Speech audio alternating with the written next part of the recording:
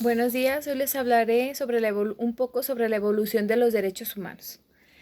Los derechos humanos surgen ya como normas positivas, no como ideas o doctrinas filosóficas, sino como normas que están recogidas en blanco y negro en constituciones a finales del siglo XVIII, tanto en la Constitución norteamericana de 1787 como en la Declaración de los Derechos del Hombre y del Ciudadano, expedida en Francia de 1789, donde ya se empiezan a plasmar en normas jurídicas los derechos humanos. Sin embargo, al principio se entendía que los derechos humanos eran sobre todo libertades que tenían las personas para el Estado, para que el Estado no se entrometiera.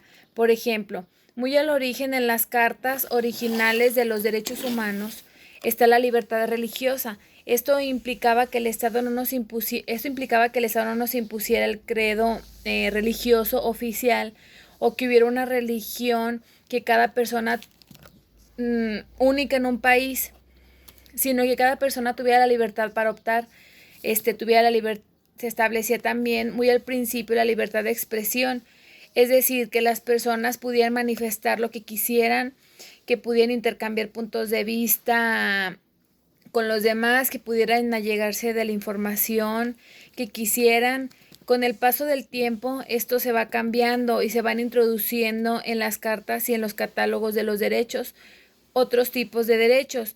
Por ejemplo, no solamente los derechos de libertad, sino también los derechos a la igualdad racial, a la conquista en la historia de los derechos, a la igualdad de género. Es una conquista de la evolución de los derechos humanos, la igualdad entre las personas, con independencia de su preferencia sexual, la igualdad entre los ciudadanos y los extranjeros también es una conquista.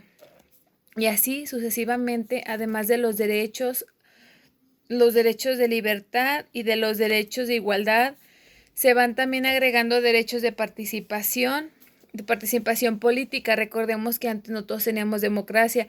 Las únicas personas que podrían votar solamente quienes fueran, por ejemplo, varones. Las mujeres no tenían desde hace muchos años el derecho a sufragio, solamente quienes pudieran leer y escribir, que en este siglo XIX era una condición minoritaria, solamente quienes fueran terratenientes, etcétera, etcétera.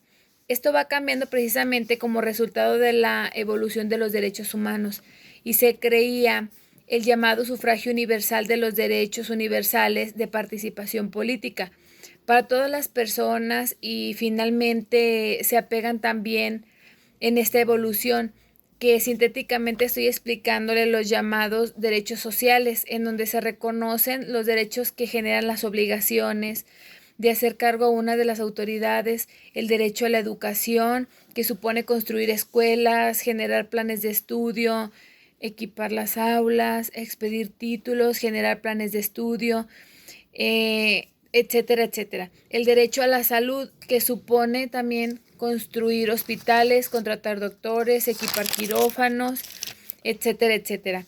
Y con esto se va complementando el esquema de los derechos de tal suerte que protejamos la libertad, que protejamos la igualdad, que protejamos las aspiraciones democráticas de pueblos y de naciones, y que demos certidumbre de la vida a través de la salud, de la vivienda, de la alimentación y del agua. Así es como ha evolucionado los derechos humanos con este paso del tiempo. Ahora ya tenemos más derechos y más oportunidades. Mi nombre es Evelyn Gutiérrez Cervantes, estudio la carrera de abogado en el semiescolarizado. Muchas gracias.